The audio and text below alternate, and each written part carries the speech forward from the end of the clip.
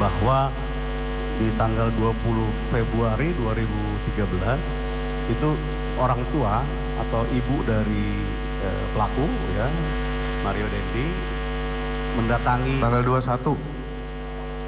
Oke, tanggal 21 ya. Jadi Setelah dari Polsek itu datang malam hari sama Kristo ya namanya, kakaknya.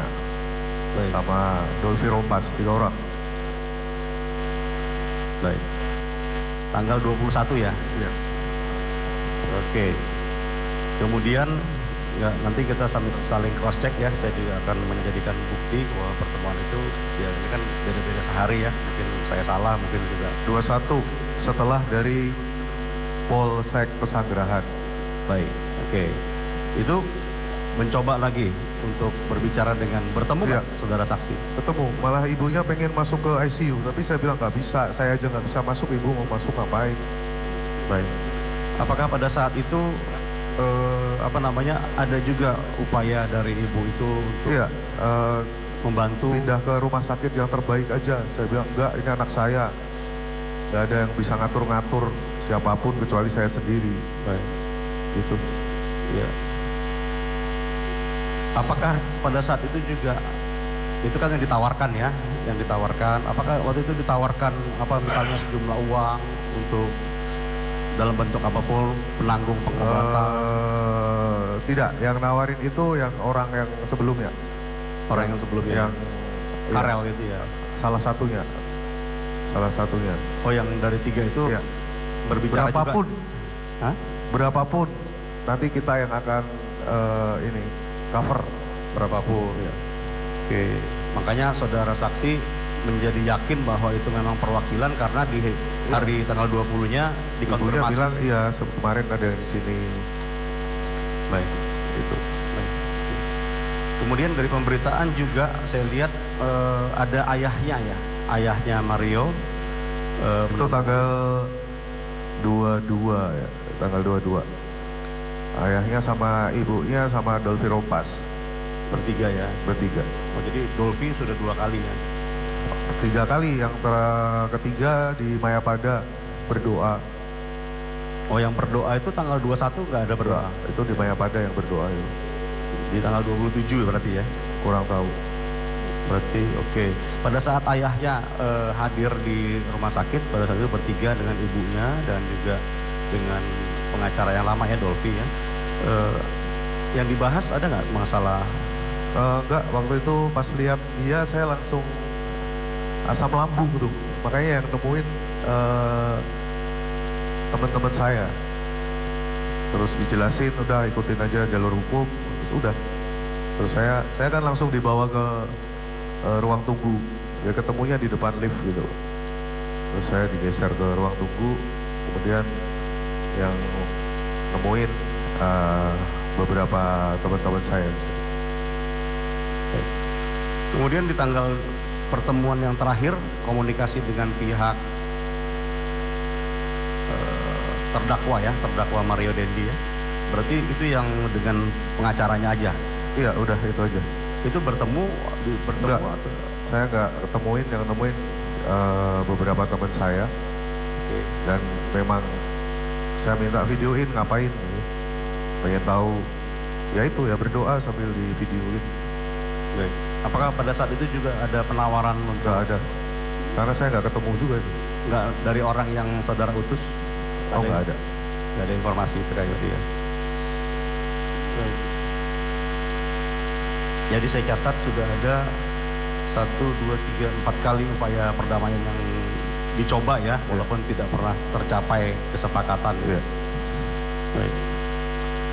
Kemudian ini kaitannya dengan surat dakwaan, bahwa di dalam surat dakwaan ini kan dikatakan bahwa pada tanggal 17 Januari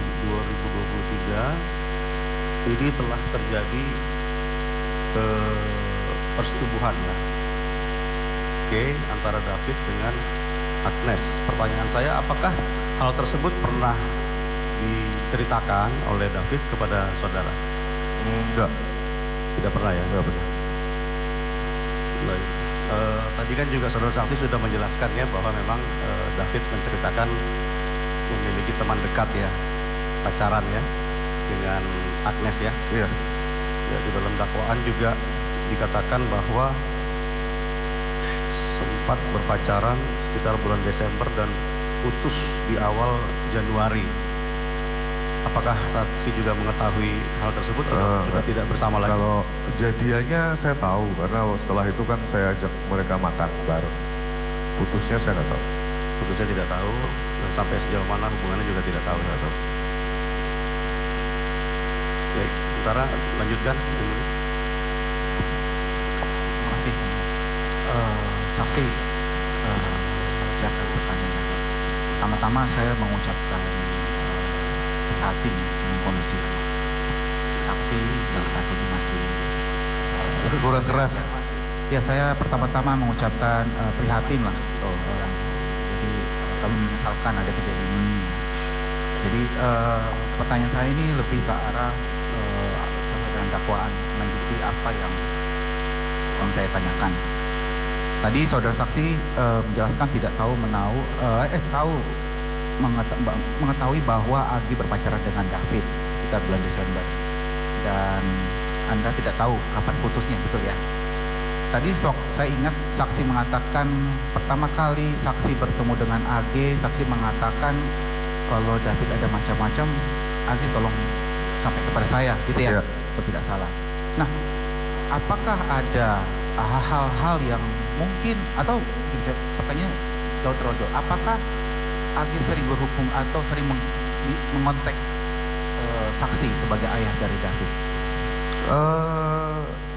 Enggak, saya ya tanggung jawab orang tua ya. Ketika anaknya dekat dengan seseorang, saya wajib tahu ini siapa.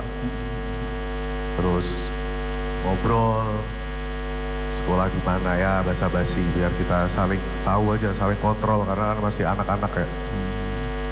Ya seperti itu aja. Jadi saudara saksi tahu bahwa si AG ini di sekolah di Tarakanita, Tahu. gitu ya? Tahu. Saudara juga saksi tahu keluarga dari Agnes ini, AG? Oh, nggak tahu. Nggak tahu ya, tidak terlalu jauh banyak ya. Heeh. Dengan kakaknya Nggak tahu. tidak tahu. Ada peristiwa tanggal 17 yang disampaikan oleh rekan saya barusan. Apakah AG, tadi kan David yang cerita, sekarang apakah AG ada sempat berbicara mengenai hal itu?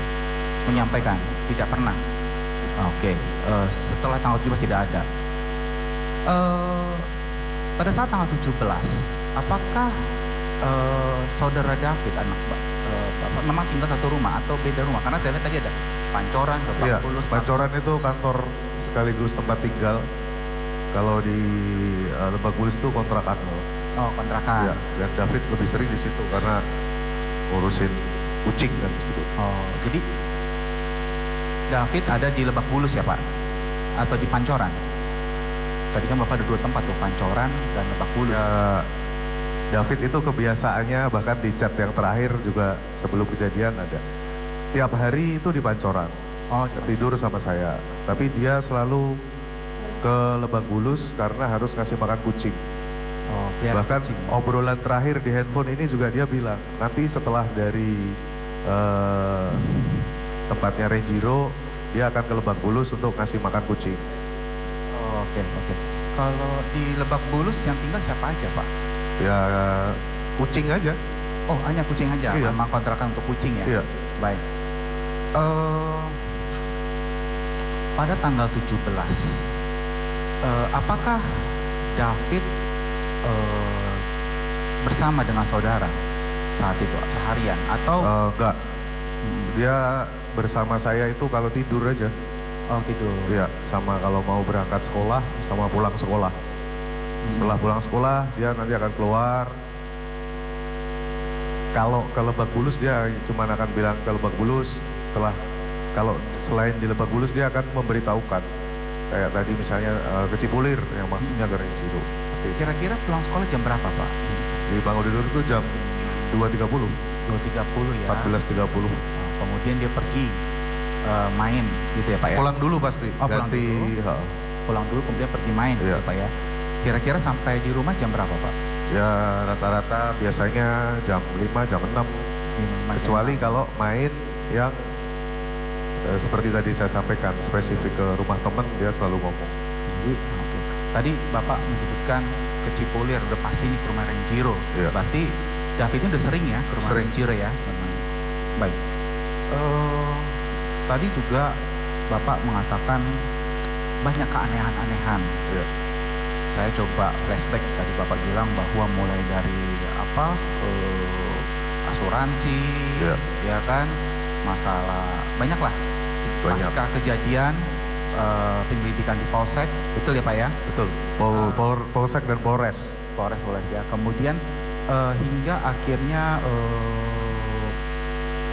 Bapak tahu si Mario Dendi atau ini Sean ini ditangkap atau ditahan waktu itu. Langsung ditahan atau bagaimana?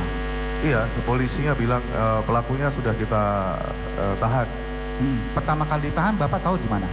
Ya di Polsek Sanggeran.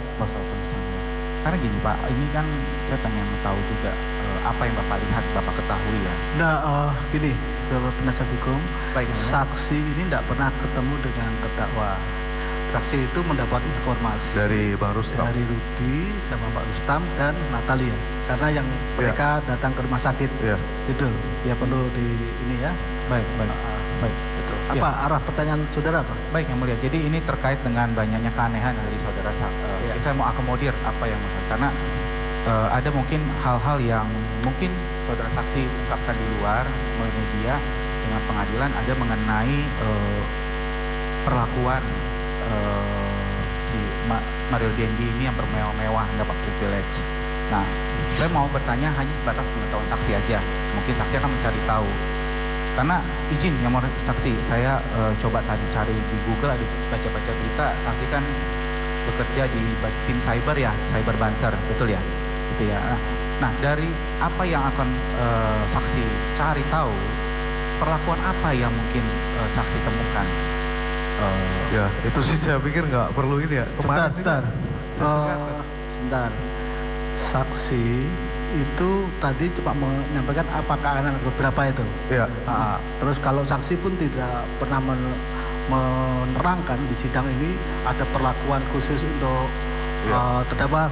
Saksi Itu kan dari mereka. Tidak, malah saudara menyampaikan. Jadi saksi tidak menyampaikan Cuman bilang di sidang ini ya, Ya. belum ataupun tidak menyampaikan itu. Iya. Nah, saudara tanya